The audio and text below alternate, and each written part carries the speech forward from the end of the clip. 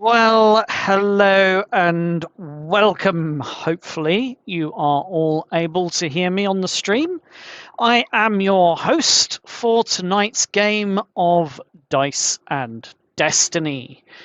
In this week's announcements, we have the construction of our new website just starting at dndgames.co.uk. It is not complete yet, but we are part of the way through the build, so that will be coming soon. We have another announcement whereby I am hosting on Discord, on our Discord channel, a open season. Basically, your spooky and Christmas one-shot events. So these games are open to the public and to members of the Discord community. They will be recorded. They will be then looked at for editing and possibly broadcasting. So if you want to join us, the players, or me as GM, or even the other players here as a GM for some one-shots, join our Discord. And one last announcement. We are going to be releasing the prequel series to this campaign. I can't tell you much more about this, but it will be sometime in November. So you'll get to hear the prequel story that is the Azure Watch. Something that has been referenced, and a couple of characters of which have already been found within Ironstead in this campaign. The Azure Watch is the foundation of Ironstead in its current form, and will offer you some insight and lore and history into the town that our character players have arrived in. But for now, it is time to go into our recap.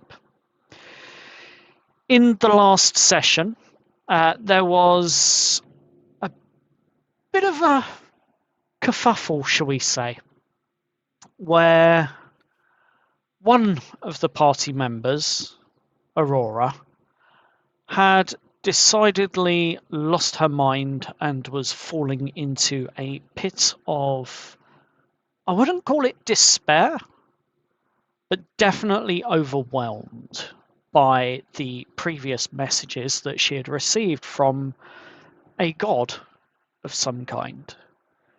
However, I think it was about 3 stouts in, she managed to recover. And as a part of that process, or in the recovery, one of the NPCs that they met, Nyx, who is an informant for the Azure Watch, decided to make herself known after the party had spotted her rather obvious and out of place disguise whilst she was trying to watch them. This then led to Nyx offering some information about the library, which is where they are headed. And a part of that journey was making sure the old alleys were clear. Razorbacks Alley, which was a shortcut to the library in particular. Nyx came back out of the alley, and after popping her head out and giving the all clear, led everyone through this shortcut route. Little was she to know that Snake and his crew were waiting in ambush, and that is where we left the last session. And I believe my next words out of my mouth would have been, everyone, I want you to roll initiative. First combat or second combat? Whoop. Whoop whoop. I knew it. I knew it. I told you, people. Let's say Indeed. 10 for Steve. Oh dear. Steve with the 10. Great roll. 8.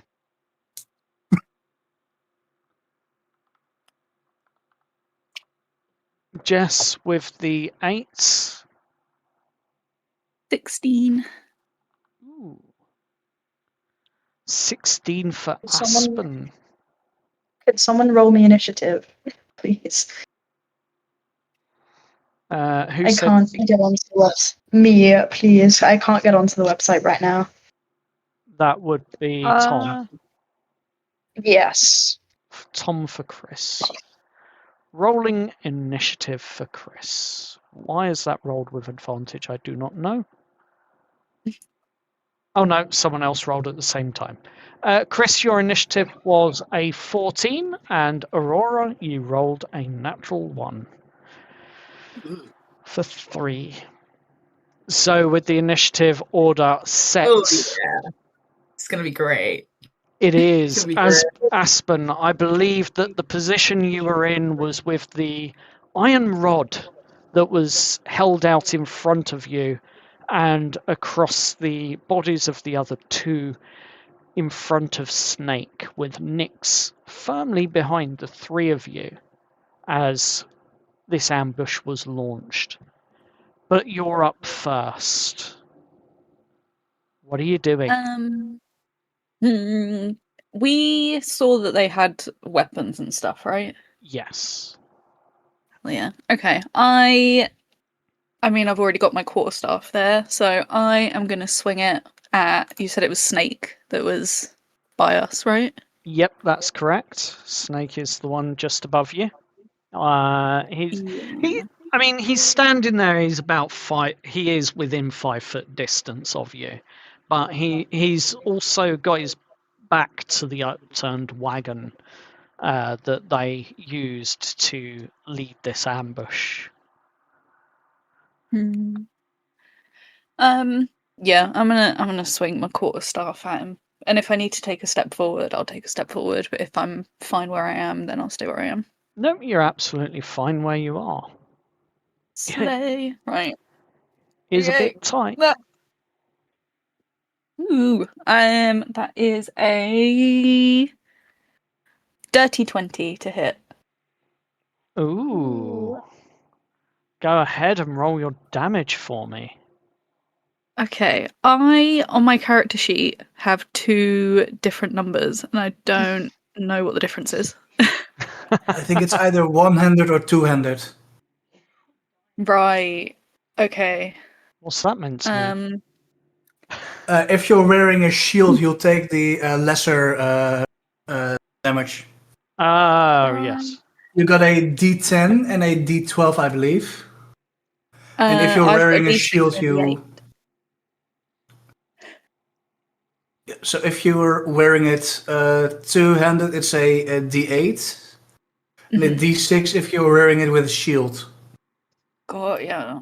Okay, I do not have a shield, so I'm just gonna smack it. Yep. That is a... Oh god, what number is that? This bodes well. Oh, It is my. a... Okay, 2 plus 4, so 6 So points of bludgeoning damage. 6 points of bludgeoning damage. So you see the strike hit, and for a moment, Snake looks a little bit startled. But he's not going to be deterred. Is there anything else you'd like to do? I'm gonna scowl at him as like a warning, but otherwise that's it. Are you trying to intimidate him? Yeah, why not? A little bit. I want to like get my heckles up. Cool. Roll an intimidation check then. I'll allow it. Ooh. Mm. Hell yeah. Okay. That is a 13 plus 3, 16. Ooh, 16.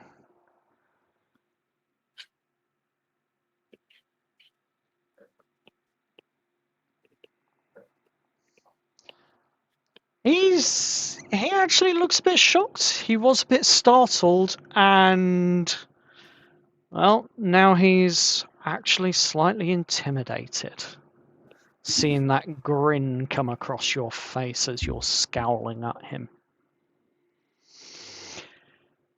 But I should have begun the encounter already, but I didn't. My bad. But that's fine. Next up is one of the other slightly older teenagers that was in this group that stayed behind, and he is essentially coming up against Chris as he is standing there. He's going to pull out his light crossbow. He's going to take one look at Chris and go as he looses a bolt.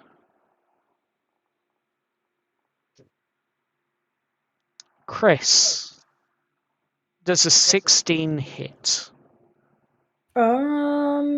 Yes. Bolt flies true and it hits you square in the shoulder.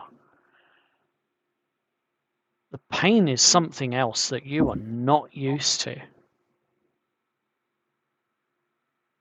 And you find yourself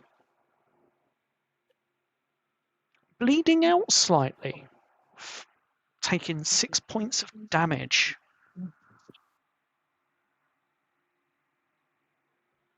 I don't actually know how much damage how much HP. What do you mean you don't know how much HP you've got? You're level 1. You have 11. Shouldn't be a lot. Okay. Yeah, oh yeah, of course. So you take 6 points of piercing damage as this bolt hits you in the shoulder. And yeah, it's bleeding somewhat.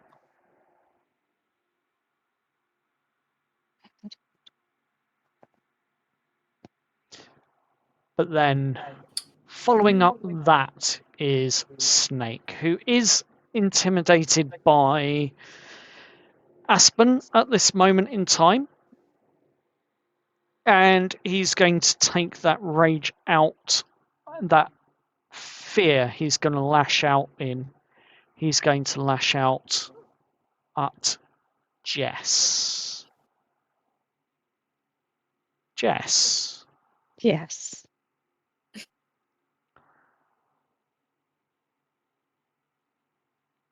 You.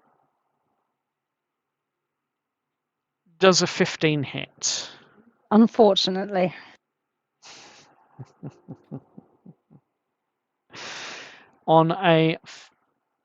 As he swings his scimitar at you, that's an attack roll, not 15 points of damage. Don't mind me. Damage, please. Thank you. As he swings his scimitar at you, it glances across your arm and it does nick you and deals you 4 points of slashing damage. And once again, that sharp sense of pain in your arm and a warm trickle and sensation of blood begins to Ouch. seep onto your clothing. This is my favourite, not my favourite t-shirt. I've changed, haven't I? It's fine. I've only just got this top. How dare you? Gives a grin, but next up is Nyx. Nyx is still standing behind a lot of you, chuckling away and laughing, and almost maniacally now as she realizes Oh, this is going to be fun. She slides between Aurora and Jess, and as she does so, she pulls out her daggers and she is going to attack Snake twice.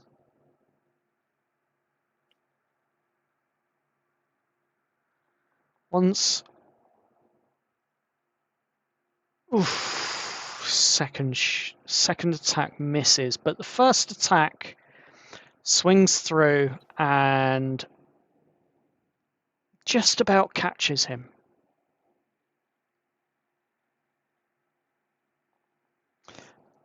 Doesn't do much in the way of damage, but it does enough. And you find that Snake now has another wound. Only this time it's not a bruise from an iron rod that's been used as a quarterstaff, but an actual cut across his face as one of the daggers hits.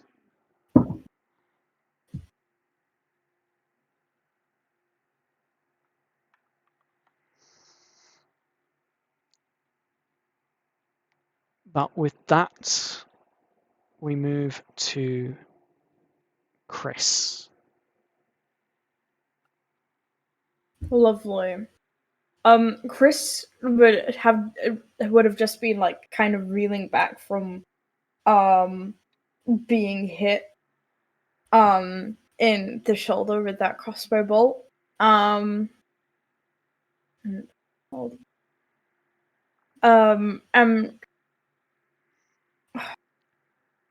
Which one is kind of closest to me? Yeah. I would kind of just go up to the nearest kind of bandit. If it was the one that shot me with the crossbow bolt, even better. But I would like to go up to them and just try and just sock them in the face. Because I currently don't have any weapons, so Not many of you do, as it turns out, but you're more than welcome to roll that unarmed strike. yeah.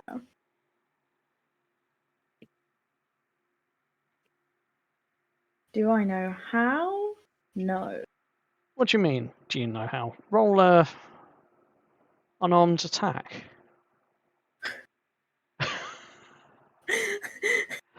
You talk like it's so easy. But It is. Unarmed strike.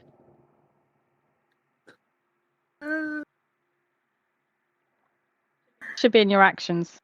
I don't think Tom's struggling with the fact it's an unarmed strike. I'm thinking he's struggling to find out where to roll it on the software. Yeah. Are you using D&D Beyond? No. You're using Foundry? Yeah. Because I don't have it on D&D Beyond. Yeah, and you don't have your character stats in Foundry. It should be a... Well, doesn't it? Depends, doesn't it? I think it's like +3, isn't it, to hit DC? It's based on your strength. It's based on strength. Golden, do you know what your strength is? Do you know what your strength mod is? Because Yeah, you can just roll a d20 and add your strength mod. Oh, it's actually literally just a +0. Excellent. Oh, dear. What an amazing roll to hit! Yeah, as you walk up and confidently try and sock him, as you quite put it, unfortunately your hit misses entirely and your arm is just flailing.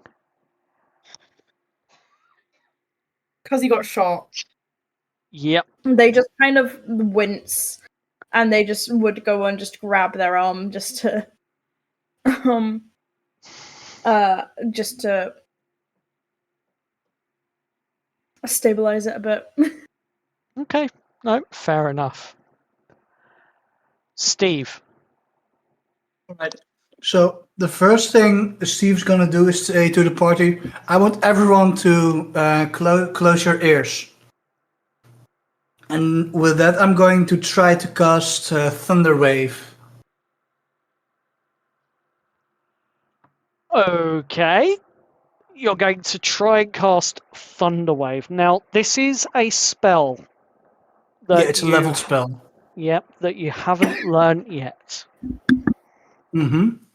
So, what is it that you're doing? What are you thinking about as you're trying to trigger this spell?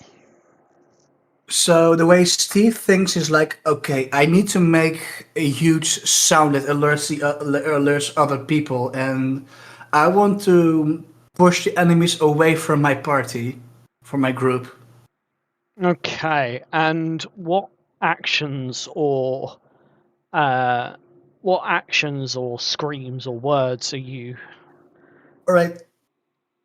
So what Steve actually does is he tries to focus this arcane energy he has found within him. Mm-hmm. He compresses that energy, like make like a huge clapping sound to initiate the effects.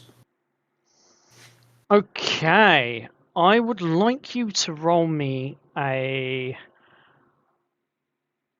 Ooh, I believe for wizards it's I think we said wisdom. Yeah, I need you to roll me a D20 plus DC your Yep. DC 12, I believe. I need you to roll me that wisdom check. Yeah.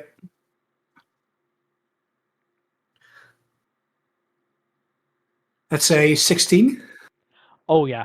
No, you make it, and as you clap, you channel your thoughts and the energy that you've envisioned yourself compressing into that clap. And it even comes as a shock to yourself. So, I need you to roll the. Actually, I need you to roll to make a Constitution saving throw. Yes, you do. What's the DC DC? 14. 14. First one saves, Mhm. so they're not pushed back.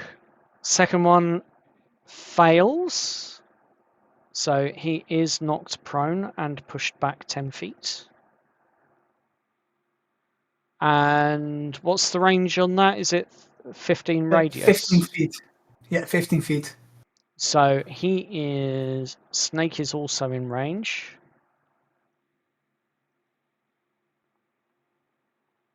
And that is a massive success. Yeah. Okay, roll what damages or anything is. 2d8. Yep. That's 8 points of damage, so the ones who save take 4 points of damage. Cool. But what's more important, it makes a thunderous boom that's audible within 300 feet. Yeah.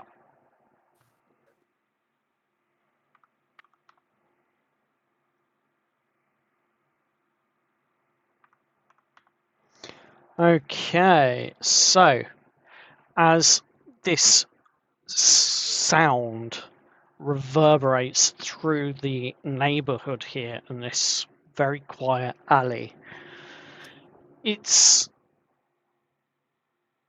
unbeknown to you at this stage what that's done.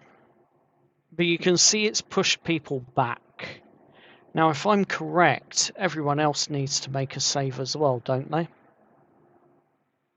Let's see. Because it's not Each creature- targeted.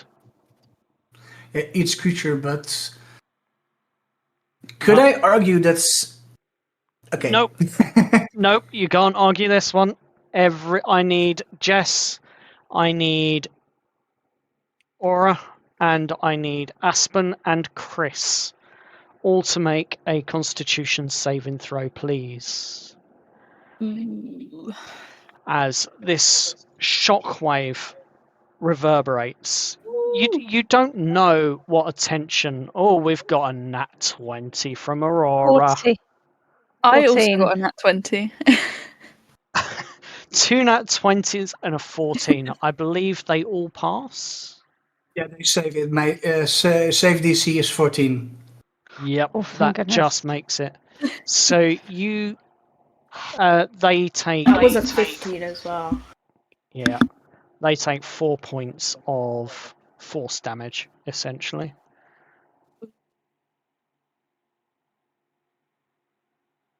Question. Yes. Even the people that rolled a nat 20 It's half damage. take damage. Yeah, it's half damage. Yes, it's half damage. Full damage would have been 8.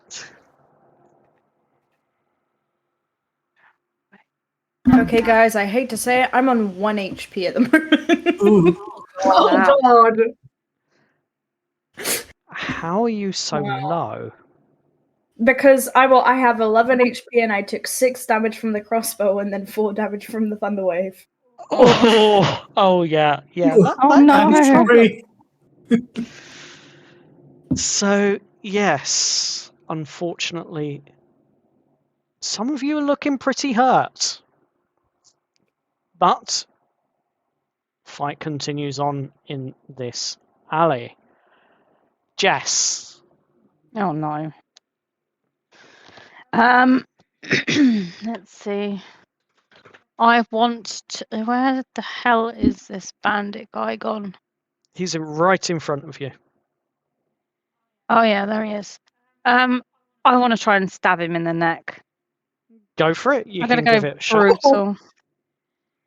Oh!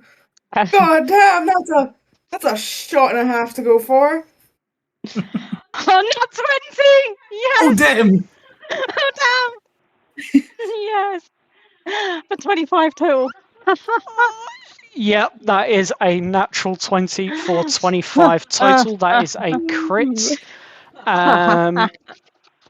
Also, if I am correct,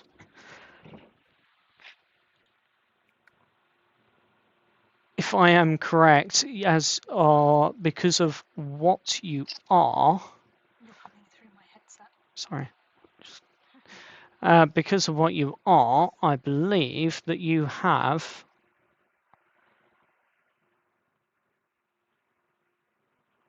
an extra 1d6 of damage. So if you can roll your damage, please. Okie dokie. Let me go back to As action. this rather powerful strike hits Snake. So that's the first. First is total damage 8, and then an extra 1d6. Yep. Is that just that's that one, isn't it? D6. Yeah.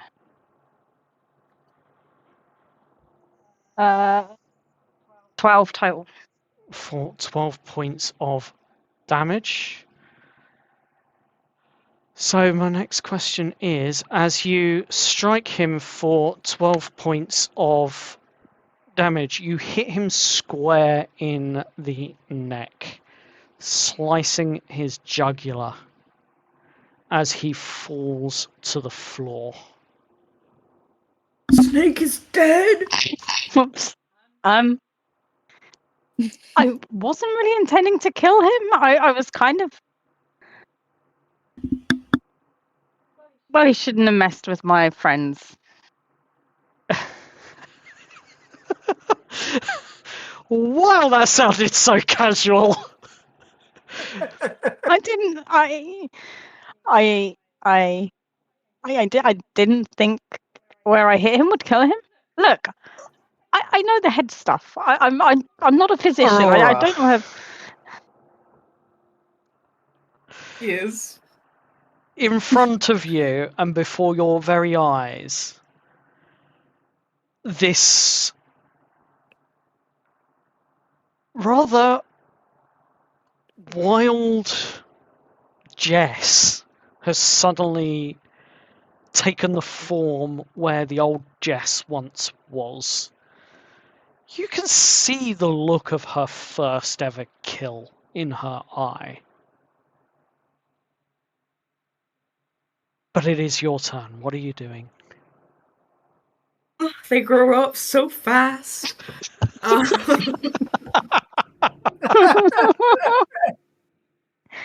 We have to remember that Aura's on hunting a lot in her life. This is definitely not her first kill. Hmm.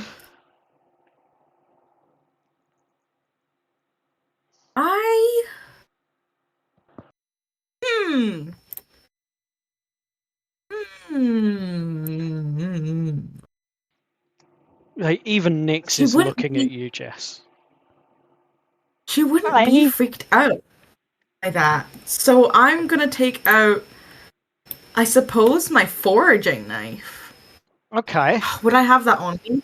Yeah, I'd say I probably took a knife with me. Yes, because that was part of your starting kit. Remember, you have Yeah, all I was those just thinking if items she as like well. still had it on her. Yeah. I'll take that out. Yep. And swing for the person that hit Chris. That's the one that's in front of him. So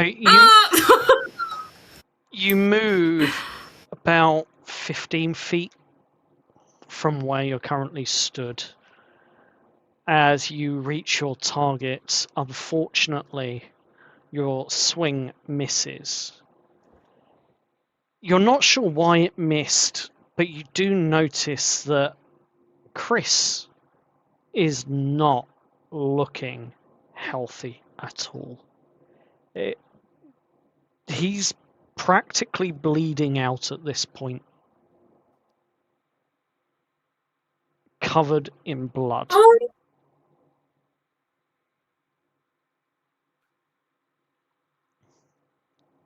Okay. Now, you can say no to this because it's slightly meta. But I've never used any of my spells. No, you I've never haven't. cast Not a yet. spell. Not yet. I'm you able to haven't. change out one of my spells for healing word. Is that the bonus action spell? The bonus action healing spell. I don't know if that's healing word. still or- costs, Healing still word. costs an action, but also if you just wait until my next round, then I have cure wounds.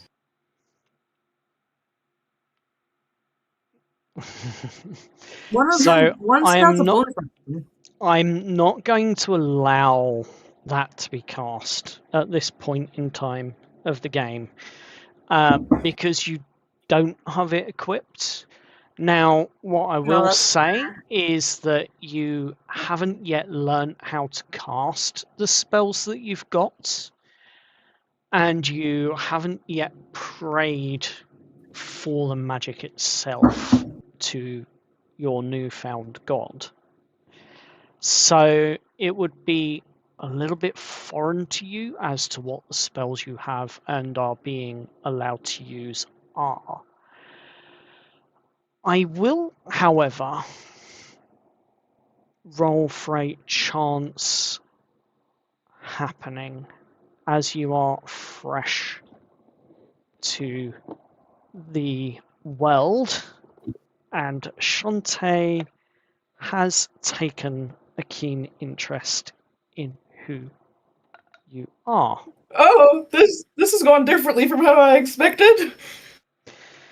However, she is looking. You feel her presence, but you simply hear the words, "Not yet," whisper in your ear. Aura will flip her head to try and see where that voice was coming from.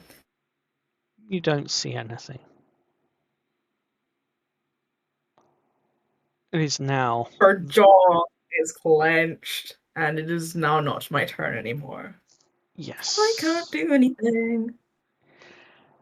The bandit that is standing all the way at the back sees Snake go down like a sack of potatoes, bleeding out from the neck, with jugular being hit and sliced open, and blood literally spurting across this alleyway, covering anyone who gets in its path. And he turns and he just runs. He thinks that his life is probably worth a bit more than this fight. And he is gone from the alley. It is the top of the round.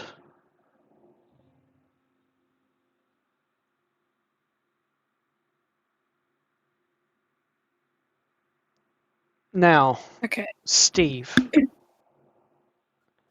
you set off a rather loud thunderclap. I want you to roll me a perception check, please. All right. Let's say 14. Okay, on a 14, you can hear the heavy sounds of footsteps. Maybe three pairs of boots on the ground, running towards the alley. But that's about it. You don't know you can't really tell how far away they are or how long they'll take to get here. But you're hearing the footsteps, heavy footfalls of boots running towards your location. Aspen, it is your turn. What are you doing? I am going to I'm gonna the last bandit that's left, I'm gonna skirt up next to him. Blah, blah, blah. I can't even find myself. Thank you. And again, I'm just gonna two-handed thwack him with my quarterstaff. Go for it. That is maths. Where am I? 14 to hit. 14 definitely hits. Roll your damage. Yeah. 8. Ooh, that is an 8 plus 4, so 12. 12 points of damage. Bludgeoning, yes. How do you want to knock him out? I've charged up at him. I'm annoyed because people keep getting hurt, and I'm just gonna two-handed just bring it down on the top of his head. Fair enough. Would you say that you are angry enough at this point to be raging? I don't think full rage yet. I feel like there's some weird new sensation like in my fingertips, but not quite like steam out the nose. Angry just yet. Fair enough. Either way, you bring this rod square down on his head and you knock him out. He falls to the floor, lifeless, but still breathing. At least this one stayed alive. But you are out of initiative and out of combat. Danger has passed. I would like to help Chris, as they're currently bleeding out. You look down at Chris and you hear once more a voice in your ear.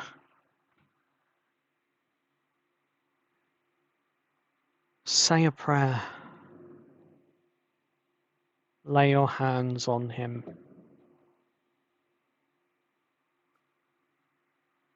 It's the voice of Shantae. do exactly that. She will put her hands on the wound and pray. Okay, so as you lay your hands on this wound and pray, you're being guided by Shantae as this energy flows through you, as though you are a conduit, as though you are just a vessel for this energy, for this magic to reach Chris. There is a golden sheen, and as you see this golden sheen come from your hands and out towards where the wounds are, you see it slowly encompass and begin to close up the wounds that Chris has. I need you to make me a roll for for the spell that you're casting here, the healing touch, I believe it is. Nice. Sorry, healing. Is it healing word or is it? It is healing word. Yes. Yeah, healing word.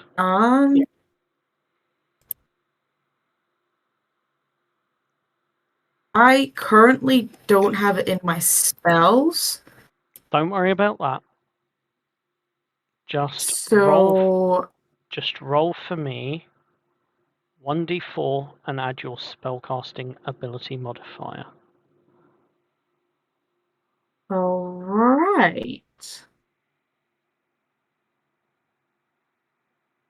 A D4.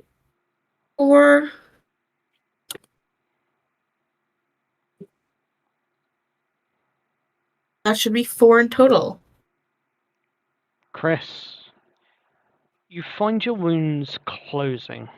It only seems to be surface level for the most part, but you do feel a lot better than you were. You're not bleeding out anymore as such. It's still pretty bad though. But they would almost kind of wince as the wounds are like kind of healing themselves up. And when it comes to like their elbow, as it's healing up, before anything heals over weirdly, they would just probably yank out the crossbow bolt that's in their shoulder.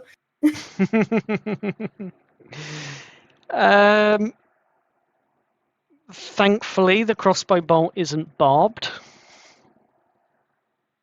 That wouldn't be good. As you yank it out. They're just street thieves. I wouldn't expect them to be barbed. No, but you never know. So yes. Something I didn't even think of. So yes, you heal for 4 points. Yeah, you heal for 4 points. And Aura, you feel the warmth of Shantae, and as you're casting this, it almost smells. It's almost like there's a scent of harvested hay or wheat in the air as you're casting this.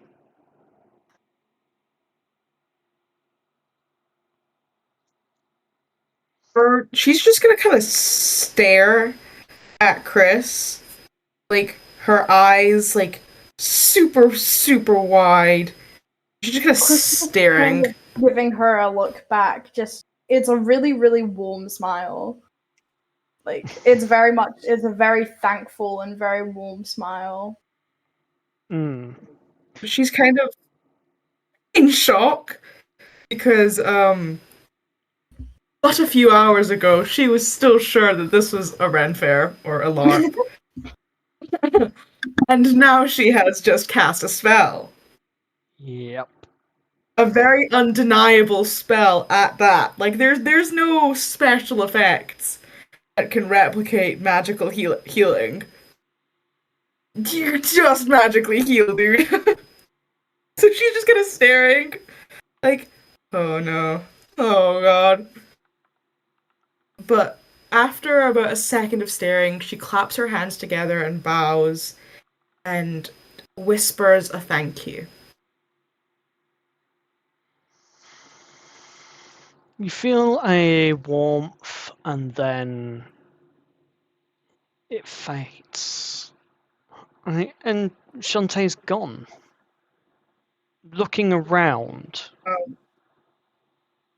at this moment, those heavy footsteps that you were hearing, Steve, Mm-hmm. come charging around the corner.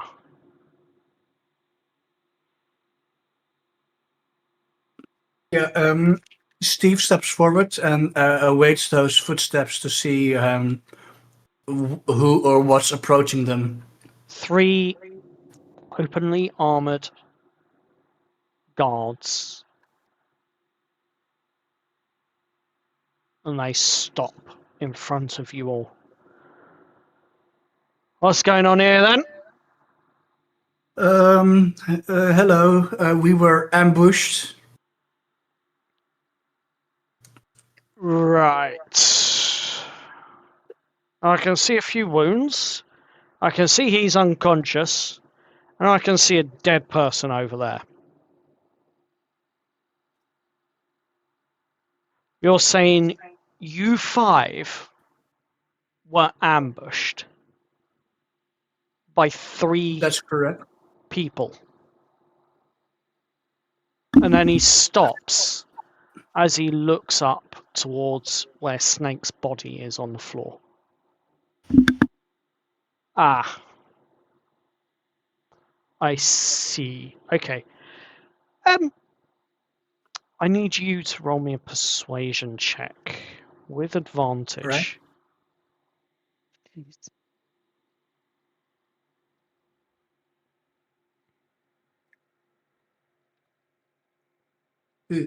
That's With advantage? yeah. I'll roll again. With advantage, it's a 17. I can. Well, considering that's a known thief and regular problem in this part of town, I am actually inclined to believe you. Take it the wagon wasn't your doing? No, they blocked us with this wagon. Hmm. Well, a word of advice. Don't go running into alleys you're not familiar with. Right, I'll tell the watch. I'll get them to send someone down to help clean this up. I'm not going to detain you. There's no point. Not at this stage. I am going to ask you to voluntarily turn up at the Azure Watch headquarters tomorrow, though. By the river in the centre of town, I need to get your statement. Are you going to be happy enough to do that? Are you going to volunteer that information? Yes, of course. I mean, we want to be as helpful as we can be in this situation. Too right after you've killed one of the alleyway's most notorious We little did not mean vagabonds for. and thieves. We did not mean for him to get killed. No, I can tell. It just happened at the moment. I can tell. And he's looking squarely at you, Jess. Jess, I'll just use my voice. Kind of looks shocked and it's just, quite silent. Mhm. She's just killed someone, so she just kind of looks up and kind of gives a nod of acknowledgement. Looks like someone needs to be taken care of. Right. You two, go. I'll stay here and watch over this carnage. You lot be on your way, and I'll see you at midday at the Azure Watch headquarters. We've got some paperwork that needs to be filled out. Yes, of course. Safe journey. I hope you don't make a habit of this. We are not planning on it, I assure you. Good. At this moment, whilst all of this conversation is going on, you realise that Nyx has pretty much already cleared the wagon out of the way. And she turns to you all and says, well, the library's through here, just at the end of the alley and slightly up the steps. We can make it before they close. Just. You come in. Just don't try us. Just try not to lead us in any other alleyways, please. I did not see anyone down here, which is the only. I swear to you. They seem to know you, though. I was younger than I was, and naive and running with the wrong crowds. That's the only reason why I know who they are. Do not blame you. It is just an unfortunate situation. Does anyone have anything for healing? A potion or some magic or something? I'm fine. Don't worry. You took an arrow to the shoulder. Yeah, I'm- you patched it up, fine and dandy. You know, you did good. It was, you know, crazy magic stuff, but it worked. I also feel like I should apologize to you all for that spell I casted. Chris, you just Well, went at least you brought the attention of some guards. It's better that we are believed rather than we are assumed to be violent killers. Yeah, that was kind of what I was going for, to alert someone that we were being ambushed. He's gonna get up and walk over towards Jess Mm-hmm. and pat her on the shoulder. Nice reactions. That was incredible movement. Thank you. I think. Yes, that's a compliment. Hope this isn't going to be something that we have to get used to. What? I hope so too, and she'll kind of turn her away from the corpse and start walking Jess her will- away. Jess has still got the bloody knife in her hand, and she's kind of like, has anyone got a cloth or something? Or is Nyx. gonna take the napkin that she notoriously has between her chest, and she's gonna kind of take the knife from Jess and kind of wipe it and hand it back. Thanks, and they'll take it back and reholster it. Uh-huh. Nyx looks back at you all. Looks like you lot have a lot of training that you need to get through. Besides, depending on where your journey is going, you might want to get used to it. Great. How?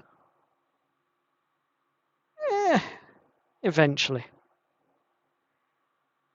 Shall we get to the library then? And she starts. Yeah. I think that's a good idea. She starts leading you down the alleys of these cobblestone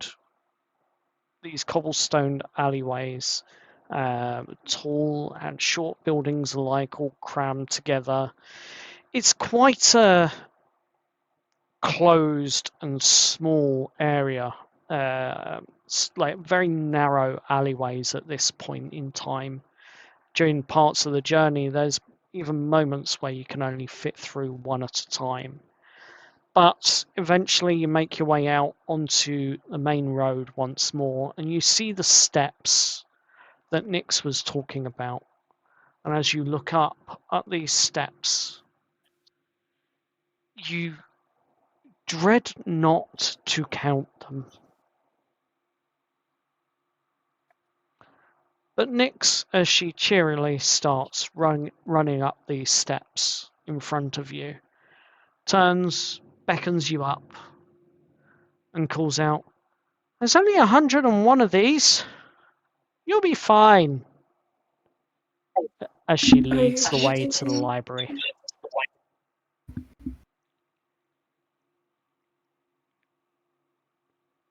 Oh, the joys of still being young. Oh, God, yo. It's a nice workout. I This is hate why we have stairs. horses. Cardio. This is why you never skip leg day. All right, 12 people. No one's gonna walk the stairs for us. Up we go. And Aura's gonna take up after Nyx. Jess will follow. She doesn't mind stairs too much, but she'd rather not take them if she can help it. Chris would keep pace with Aura. You just wait until I get to fly, guys. So you begin to make your way up the steps towards the library. And looking up at the library, you can see, as you're approaching it, the marble walls and the decor that adorns the outside of this rather grand looking building. It appears like a white with grey marbling and sort of gold leaf and embellishments around several pillars out the front of the doors.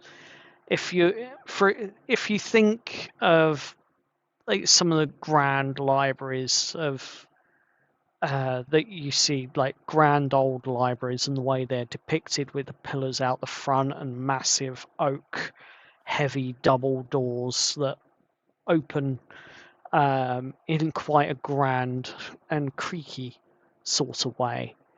It's that sort of front that you can see. It's not a tall building. It's only one floor, one level, as it were. But the roof and the shape and the grandiosity of this building makes it seem larger than it actually is, especially the closer you get up towards the top of the stairs. The stairs themselves, as you're walking up, give you quite a good vantage to take a view of the city, of the town of Ironstead. From when you approach the top of the stairs and begin to look around, you can see the rooftops and some of the old paths that were made on the rooftops for runners, and you can see, like, on the streets below, the busy, well, not so busy anymore now, closing up marketplace that is on the main road at the opposite end of the alley that you've just come from.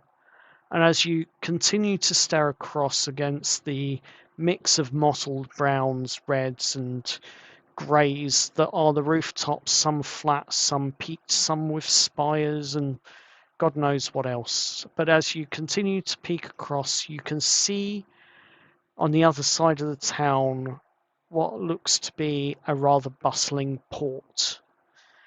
And you get this view of the city from an angle that is just breathtaking. If you could imagine yourself being in Whitby at the top of Whitby Abbey, looking over the town that is the small seaside town of Whitby, it's almost like that sort of picturesque view as it were. And for a moment, it all gives you a sense of wonder that all of this is actually real. It just seems too surreal, too serene. But probably for the first time in your lives as a group within this world, it seems like you're beginning to accept that it is now your reality.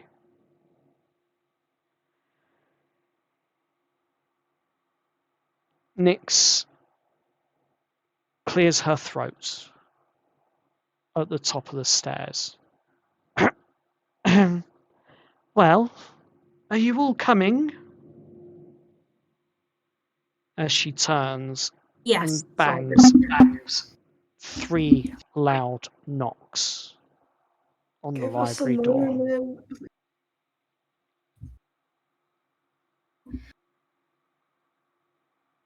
Aura's going to turn and walk over to the door. She has a book that she is very interested in getting her hands on. A few moments later, you hear a bolt being dragged across. And it's not the bolt that you would normally hear on your modern locks that you would have had at home. But it is definitely something a lot sturdier than that. As you hear the chunk of the first bolt falling back and dropping and hitting against the wood. And then you hear a second scraping of an iron bolt and another loud chunk as once again that knock of iron on the wood. And then the door opens inwards with a creak.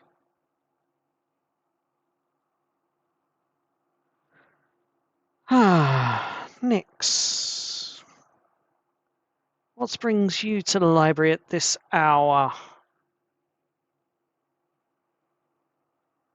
To which Nyx just simply looks over her shoulder. Well, someone's got to show them where Aura the road. waves. Someone's got to show them their way round town. And she trundles in. Well, guess you lot had better come in. And you see this door open wide as you step into the library. Looking around, at first glance, there is stacks of books piled up behind a counter. A large, well, I say large, a rather tall chair behind the desk. And as you look down the aisles, it's not like your modern library that you're used to, with books being maybe 2 or 3 shelves high and then a 4th shelf at the top with maybe a few DVDs or something else that you can borrow. No, this is a library, and it seems to be filled with large numbers of tomes and encyclopedic knowledge, like a research library, as it were, more than anything else. But you're impressed by the size of these bookcases. They tower maybe 10, 11 foot tall. And you can see the sliding ladders that are on runners up and down each of the aisles. 2, 3 per aisle, per shelf. And as you continue to look around, you see what appears to be a corkboard with pins and red thread wrapped around the pins, going from one thing to another on that board, with little notes written. And you see that the librarian themselves is a rather tall, very skinny, very pale looking older woman. As she gestures you all to wait in front of the counter, she pulls out a ledger from under the desk, brings it up onto the bench in front of her, and with a thunk of a book that's about 3 inches thick on the countertop, she expertly thumbs straight through to the next blank page in the book. With a flick of her wrist, she's already got the quill in her hand and has already dipped it in the inkwell that sits before you. And so smooth is her writing as she begins to enter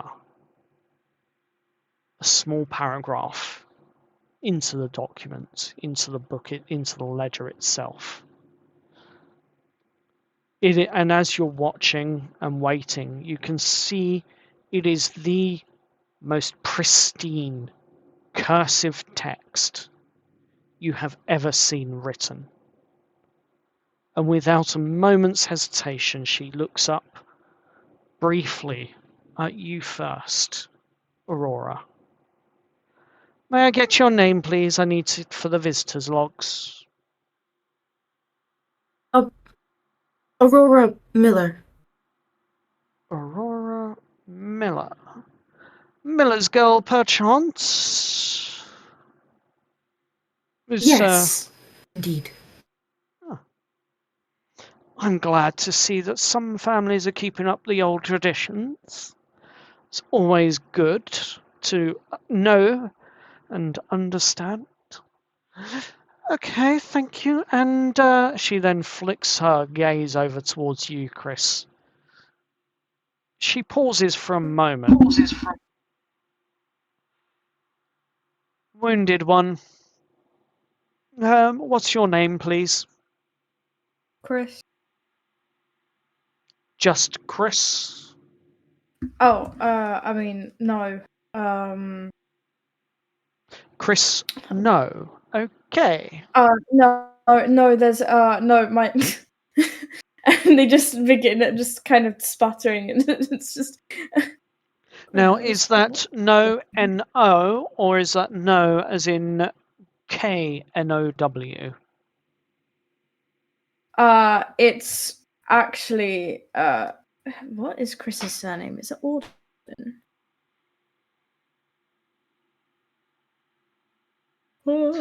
Chris, no, it is then. K-N-O-W. That makes the most sense to me. And she then flicks her gaze over towards you, Jess. What's your name, please? Hi.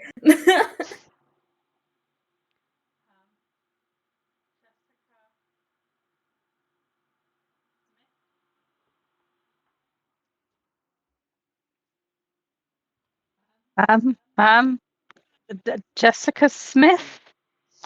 Jessica. Jess is fine. I go by Jess. Jessica Smith. Brackets. Jess. Was your father a smith? Blacksmith, perchance? No, he's an alcoholic, and he's dead. Ah, my condolences. It's fine. He deserved it. I'm not going Lord. to ask what your profession is. And Psychologist. That just makes things worse. Head doctor. Yes, that makes things worse for you, I'm afraid. Excuse me, sir. What would your name be? As he looks at you, My name's Steve. Steve. Surname? No, I unfortunately don't have one. Or at least I don't remember. Very well. I shall put you down as Steve No, Know as well. Perfect. And I know who you are, Nix. And I can see you've already wandered off, despite my... and you see her roll her eyes. Could never control that one. Never get her to follow the rules. Speaking of, welcome to Ironstead's font of information, font of knowledge. We have in storage here every single possible research book as a duplication. Here in our library and archives for all members of the public to study. Now, unfortunately, as a general rule, we cannot allow you to take books out of here, nor can we allow you to take pages out of books either.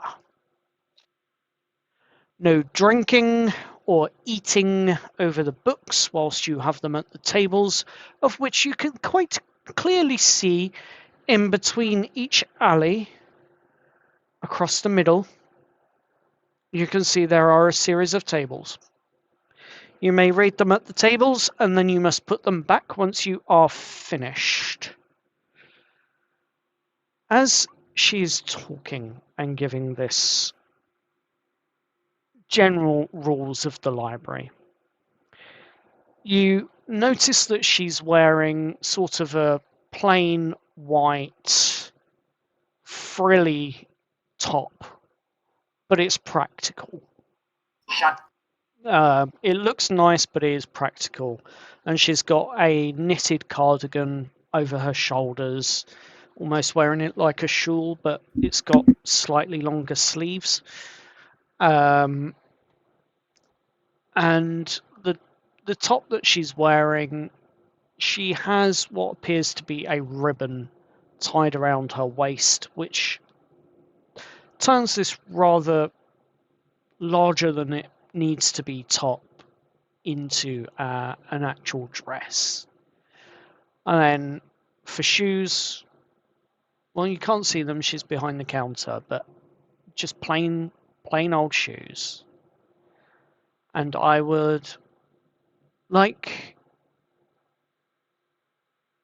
to say that she has this typical stern look, as most librarians do.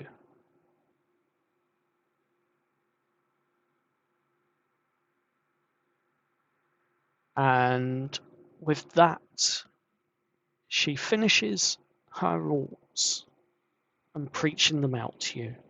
Oh, and yes, one last thing. No running. I mean it. Are we all clear and understood? Understood, And yes. as she says that, I would like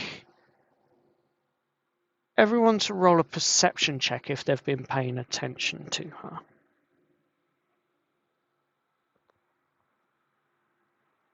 I'd definitely like to think or is paying attention. 23 for Steve. 23 for Jess. Ooh. Hey, let's go. 20. Oh. And a natural 20 for Natural Aurora. 20. This is it. This is the best rolls of the whole campaign. God, we're all listening. We're not going to better ourselves. We're so good at paying attention. I got a 13, you guys. So We care about the rules of the library. Everyone bar Chris cares about the rules of Chris the does library. care. Chris does care. everyone except Chris No. will notice this.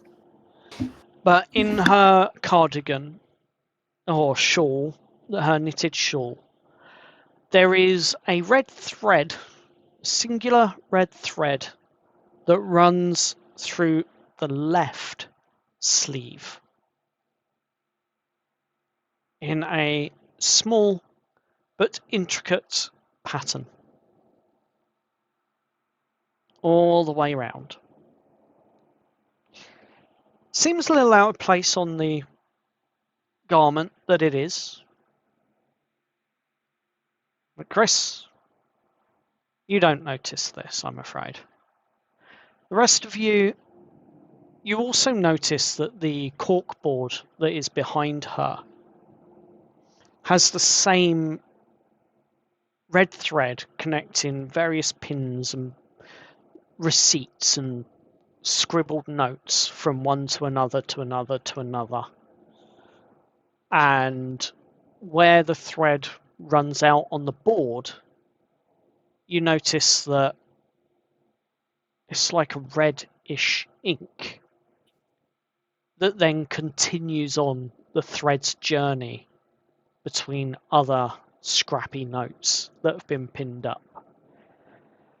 Now, for what it's worth, the librarian, in all of her wisdom, was keeping an eye on all of you. And she notices that you're looking at the board behind. Oh, don't worry about that mess of notes and scribbles. Long story short, someone that used to work here, they were doing a load of research and apparently they forgot to take it with them. And it's just been here ever since, and yeah, I wouldn't worry about it. I wouldn't worry about that at all. I'm It's just curious receipts as to and why default chits. you have the same thread around your neck that is on the board. No, I Is don't. that a coincidence or? I don't have the same thread around my neck. On your sleeve. Oh, that thread. This is what I meant. I just got bored one day.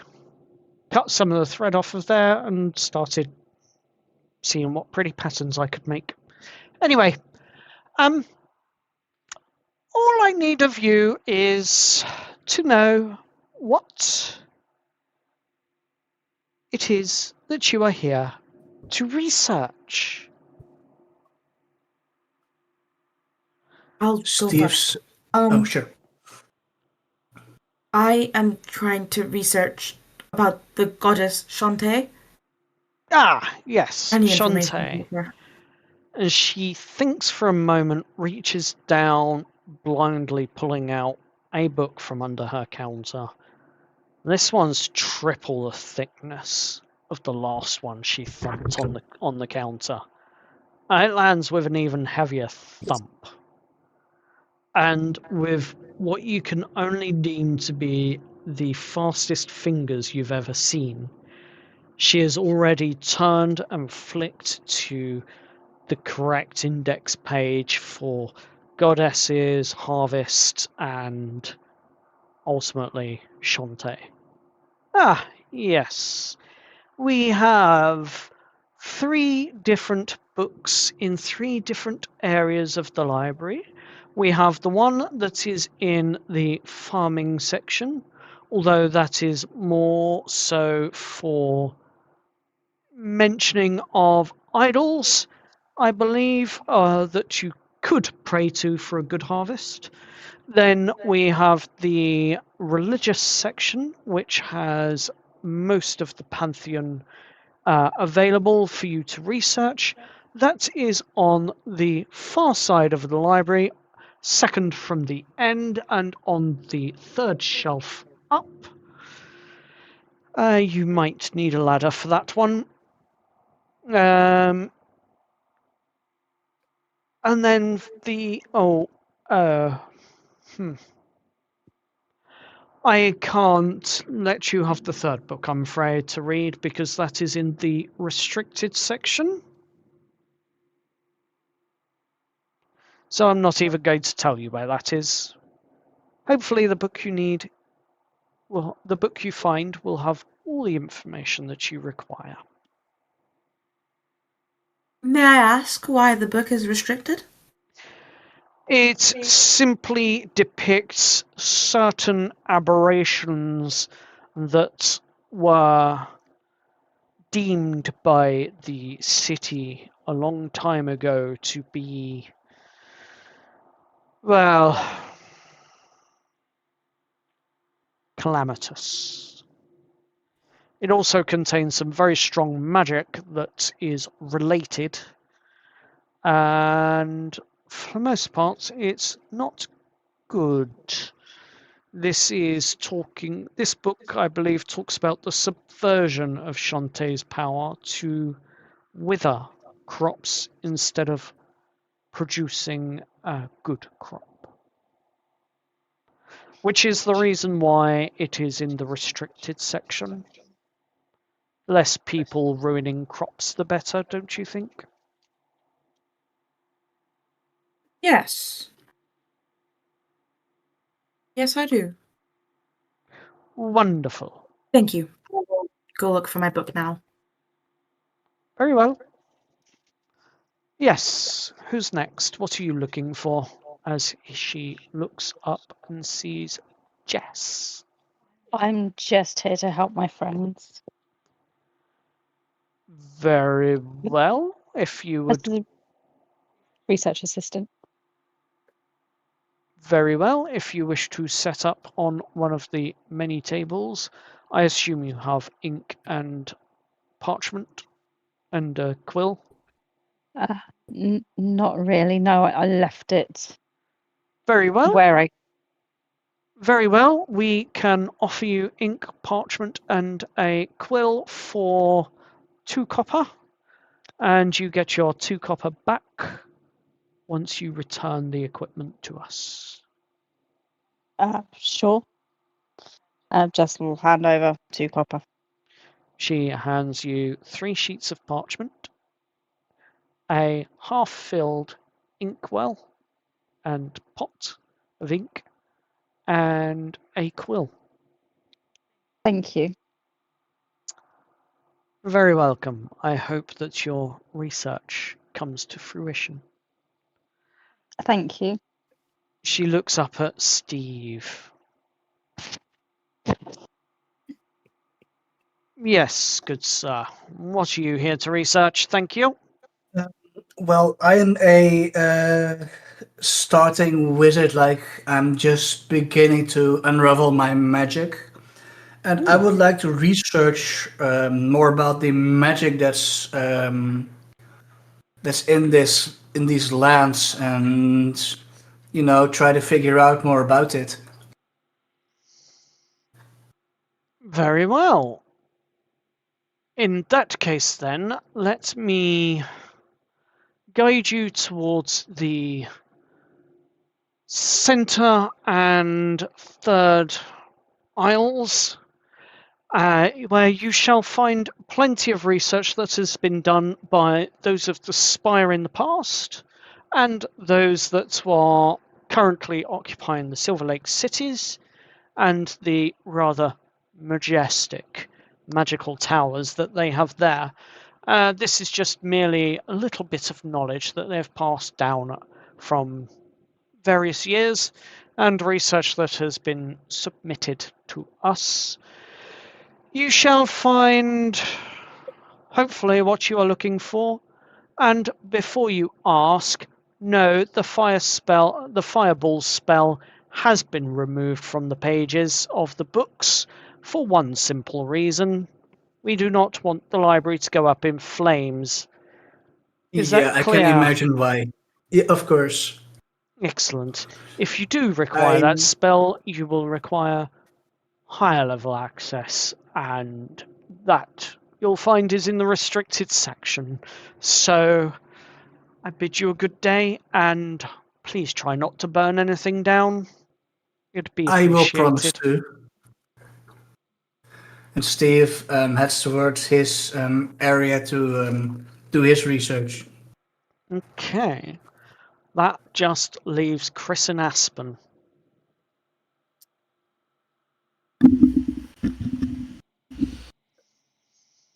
I really do.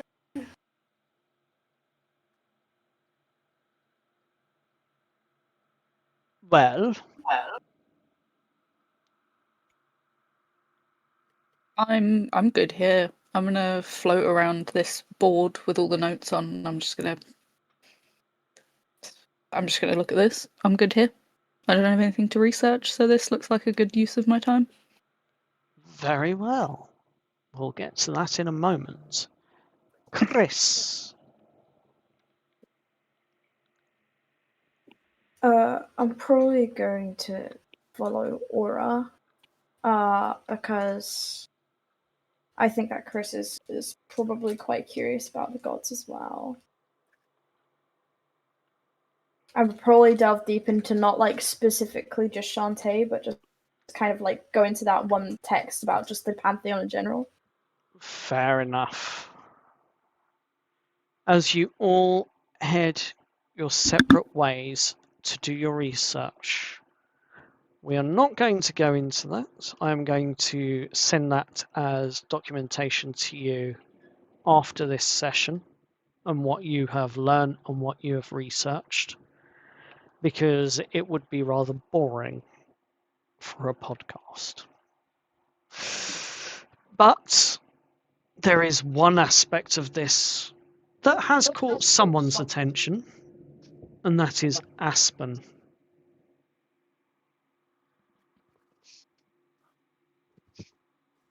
Are you there? I am. You are floating around this board. Are you actively going to investigate it? Yeah, I think so. Okay, in that case then, could you roll me an investigation check as you start to look at these scribbled notes on the research board with the threads and the pins and the what you're not quite sure of, but appears to be a red ink of some kind. Yes, that would be a +0, 17. 17. You start to piece together a few receipts here and a few receipts there of various loans of books to what appears to be some titled individuals. You notice that there's one receipt for Kalor, as the name is written.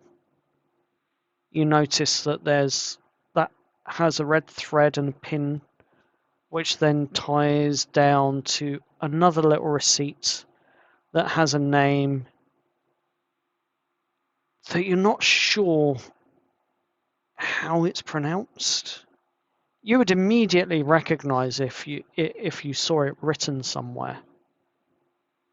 But does your character know Elven? No. You don't have Elven on your sheet. Okay. I do not. So you'd probably recognize it again if it was written, but you have no idea what the name is, I'm afraid. And then you see that connects to a central pin, which appears to be sitting on a map that's behind all of these receipts and little scribbled notes. And right in the middle of that board where that pin is, excuse me, is, Bless you. thank you, is a ripped map piece which has what words appear to be the Council of the Seven.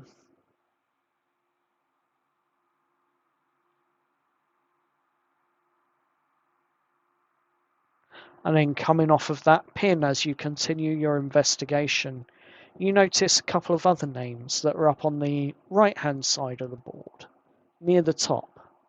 Only this time it's got a blue thread. And it reaches up and reads, Lady Celine Talomere.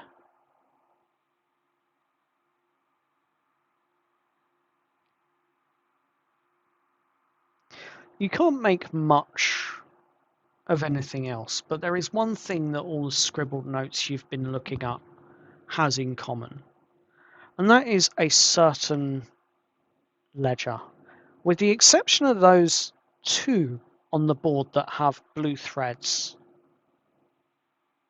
Every other name or mention speaks of little red book.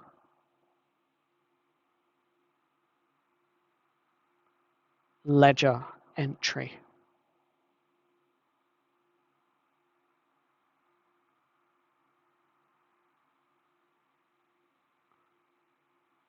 And beneath that, on each and every single one of these, there is an aisle letter and number. HR2.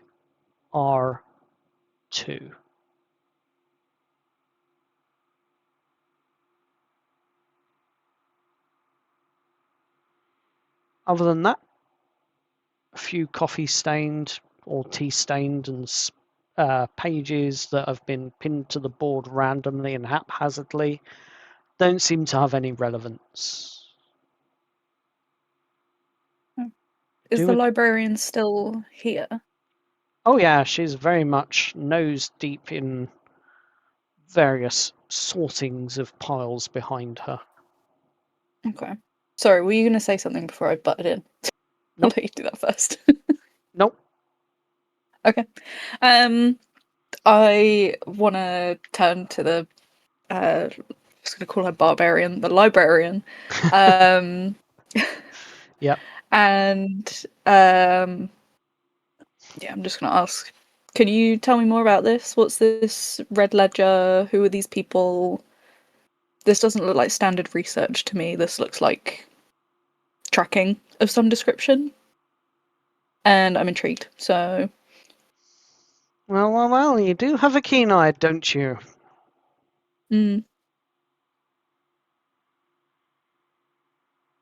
So tell me, what do you think you've found out from looking at all that information on the board? Well, there's the Council of Seven, and there's a bunch of names around it, so I'd assume that all of these names tie to that group.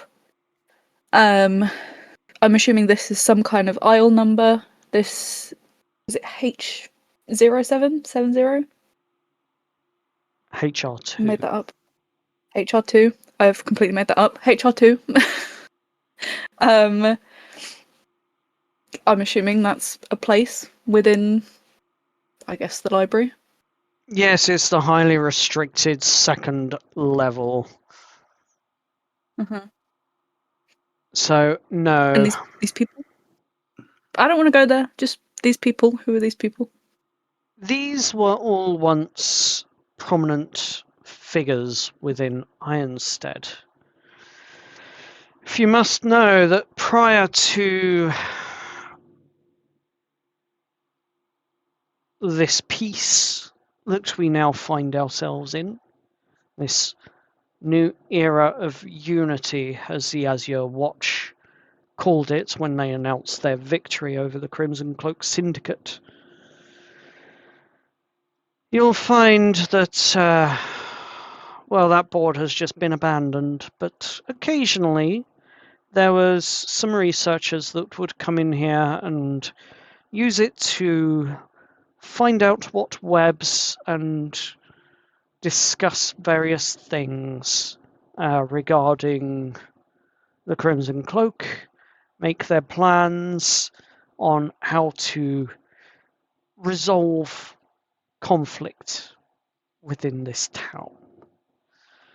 Unfortunately, a part of that brought conflict to my library. And instead of me using their research for their intended purposes, I added some of my own so that I could find out where those that disturbed the peace here in the library actually stayed, so that I can track them down and claim back the compensation I am owed. Right. But And I will give you this. You have a keen eye and a good intellect, and you weren't too far off. Most of them have been overthrown from Ironstead now, from the council. And it's a council of 7, yes, but actually originally there were 9 of them. It's only 7 now, because Okay. 2 of them went to prison.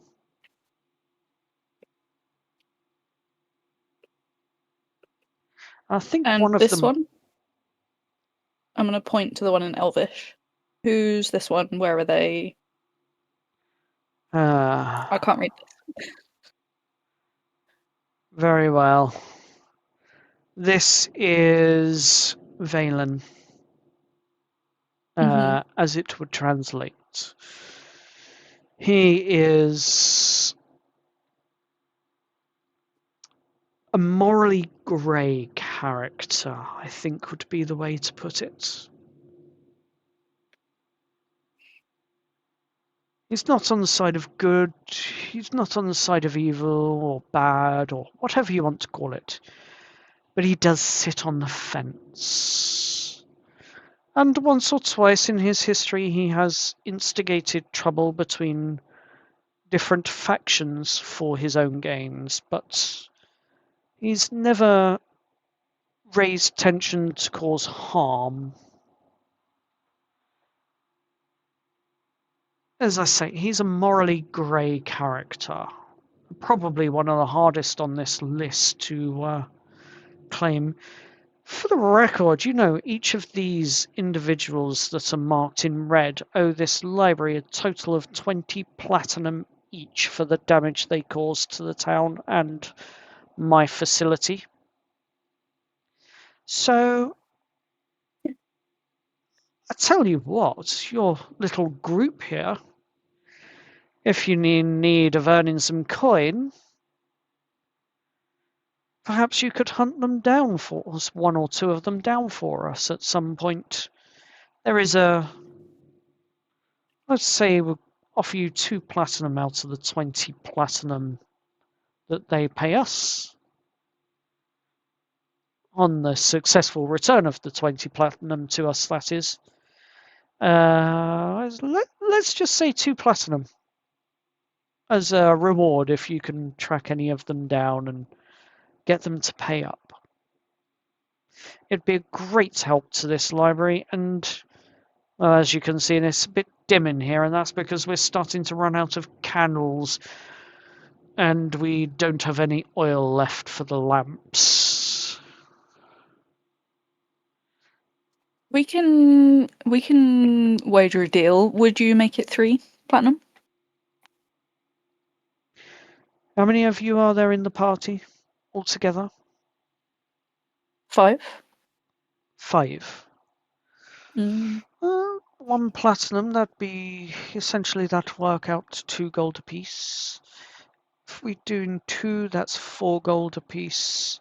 Tell you what, for each one that comes in that you can get to pay up, they don't have to come here. You could just bring me the money from them all, if you wish. But for each one that you can return the coin,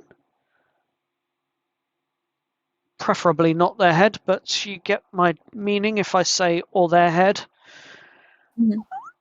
For each one that you can recoup our losses on, I will offer each party member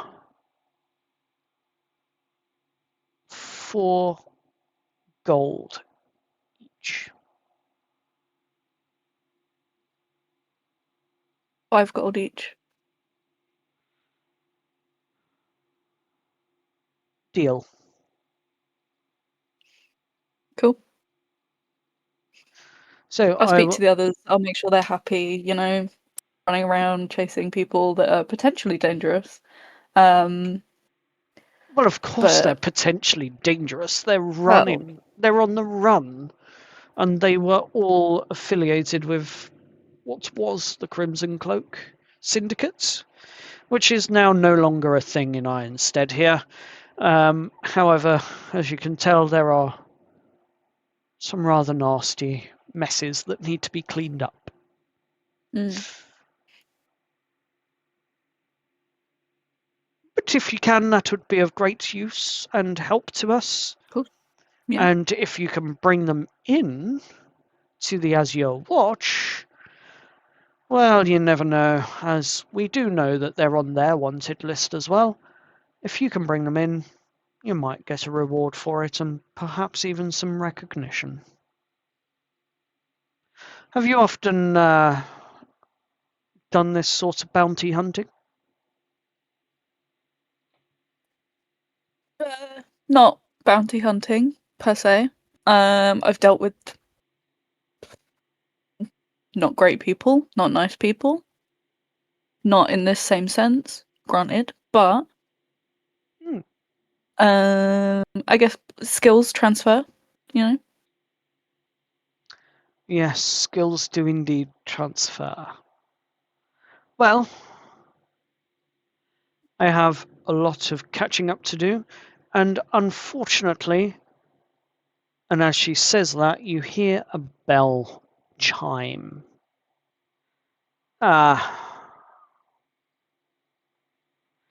Well, that would be home time, but unfortunately this library cannot close whilst we have guests here. So it's going to be a late one, so I've got some work that I can be getting on with. I bid you a good day. Can I one more question? Quick one, I swear, on. and then I'll leave you alone. Go on. The thread on your arm. What is it? Oh yes, the red thread.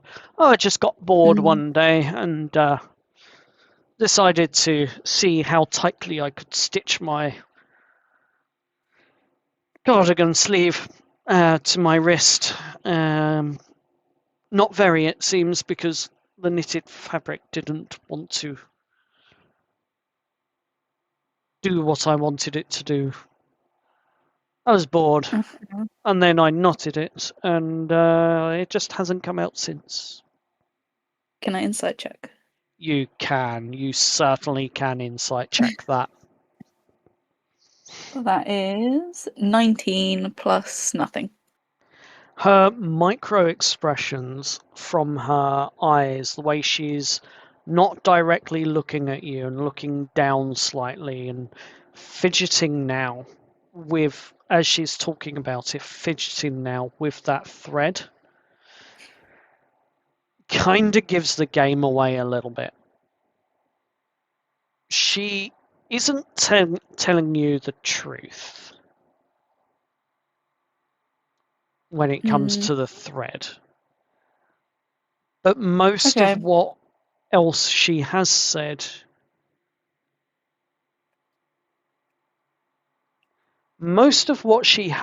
to you is the truth about the bounty being out on these people, etc. But from what you can tell with that insight check, she seemed to be omitting some information.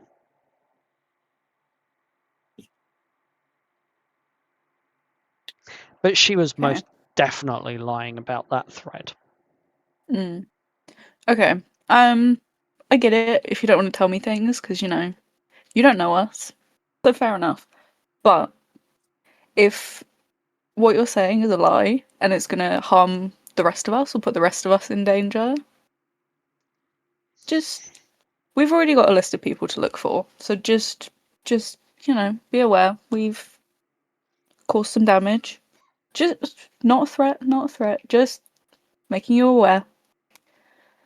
Very well. If anyone in our party gets hurt because of the things that you're emitting, just keep it in mind. Keep it in mind. You are a very perceptive young lady, aren't you? Very well. But don't worry, the stuff I'm emitting is not even worth half the drivel it would take and time and energy it would take me to explain it. And she Won't say a word. says that quite convincingly. If you want to challenge that, you can, but that will be a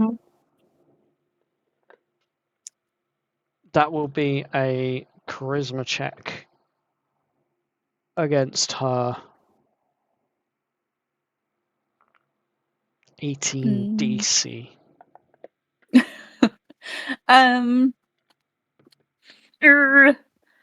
You know what? No, I'm gonna just kind of err on that and I'm gonna go with what she says. She gives a sly smile as she gets back to work. And with that, we are going to end tonight's session.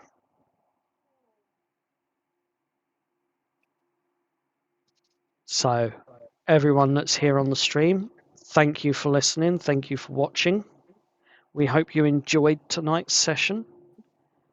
And we will be back with a new episode of Dice and Destiny in 2 weeks' time. For those that are going to Comic-Con, if you're going to Comic-Con, enjoy the weekend. Some of us may be there, some of us may not be there.